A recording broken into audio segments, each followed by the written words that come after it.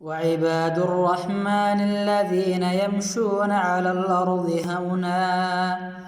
وإذا خاطبهم الجاهلون قالوا سلاما والذين يبيتون لربهم سجدا وقياما والذين يقولون ربنا اصرف عنا عذاب جهنم إن عذابها كان غراما إنها ساءت مستقرا ومقاما والذين إذا أنفقوا لم يسرفوا ولم يقتروا وكان بين ذلك قواما والذين لا يدعون مع الله إلها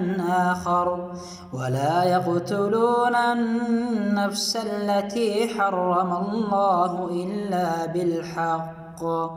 ولا يزنون ومن يفعل ذلك يلقى أثاما يضاعف له العذاب يوم القيامة ويخلد فيه مهانا إلا من تاب وآمن وعمل عملا صالحا فأولئك يبدل الله سيئاتهم حسنات وكان الله غفورا رحيما ومن تاب وآمن وعمل صالحا